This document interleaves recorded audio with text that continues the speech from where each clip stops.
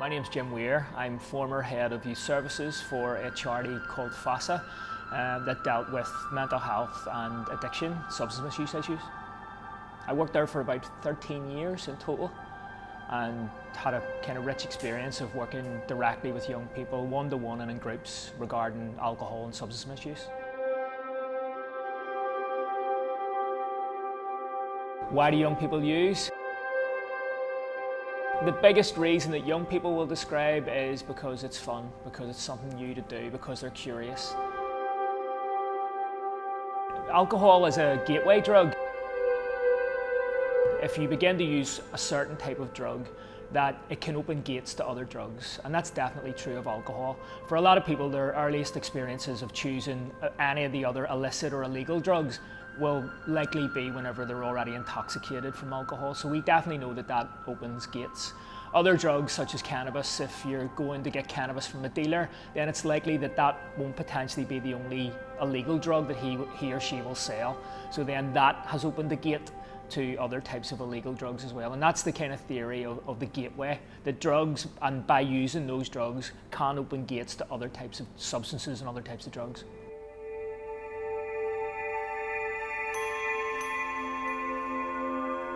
I kind of grew up in a home where alcohol was a big factor. My dad was an alcoholic, and as I was growing up, my mum later kind of adopted those behaviours too. So I remember from quite an early age that whenever you were dealing with different things, alcohol was the way to choose to do that. I was first drunk when I was 11 and was probably drinking every weekend from I was about 13. I also hung about with peers that were 2, 3, 4 years older than me, so it kind of brought me into making those decisions before I was probably ever really ready to really look at those decisions. Dabbled with different drugs, you know, cannabis, other illegal drugs, glue, solvents, all of that. Probably more so when I was younger, because glue's not one of those kind of cool or trendy types of substances. You know, when you're kind of sitting and slobbers are trailing out of your mouth, that's not overly cool whenever you hit 15, 16 and you want to date. So tends to be young people will maybe move away from that and move on to other substances as they grow older. But probably patterns of alcohol misuse weekly from around 13, maybe one night a week, and then building up to 2 nights a week, 3 nights a week. And whilst I would have tried and enjoyed other types of drugs, alcohol was my drug of choice. Alcohol is the most widely used and most widely misused, and second to that would be cannabis, would be you know, causing the biggest amount of issues. Even though there's a big lobby and a big support group for high cannabis, you know, for a lot of people they find that there's no real issues and there's no real problems that they have. Certainly in terms of mass of use and how many people are using it, and the types of issues around, you know, addiction, around problems within education, problems within learning, particularly in adolescence, debt. Also, if people are using kind of dealers who are dealing with that as an illegal drug and they don't pay their debts, then there's always threats. There can be paramilitary involvement. There can be just that wide range of things, criminality, and young people becoming criminalised. If young people don't see the reality of that, then they don't believe the message. So I think we have to be really honest.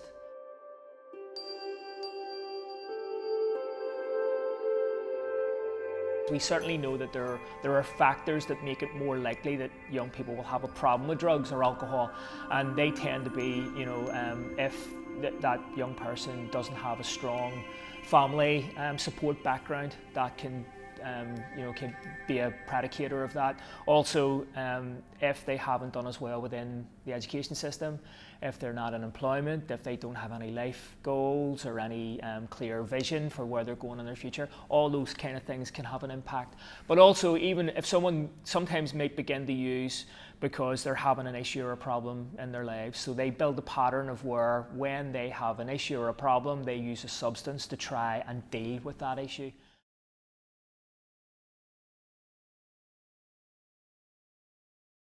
Not everybody that uses or misuses drugs will, you know, always have extreme problems, but that is a big risk. And I think, you know, as long as we're more honest about that, then young people and adults in general will listen to the message.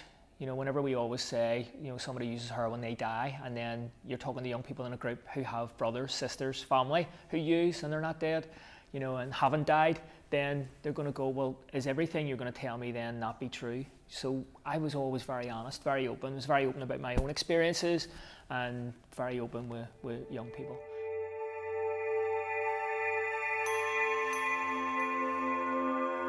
You'd have more deaths actually from diazepam, you know, which is a prescribed medication. You know, we've got a huge black market for that as well. So I think sometimes, probably because of media, we sometimes think that certain drugs are more dangerous in terms of a threat to life. When compared against other substances, they're maybe not, they don't cause as many deaths as those other substances.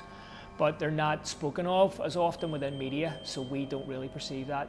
And as a result, maybe think they're a little bit safer. And we also may think they're safer because they've been prescribed or can be prescribed. That doesn't make any substance safe, because the fact that a doctor needs to prescribe it means it's controlled. There are definitely some that are more addictive than others, but in terms of the one that's most harmful is the one that harms you most.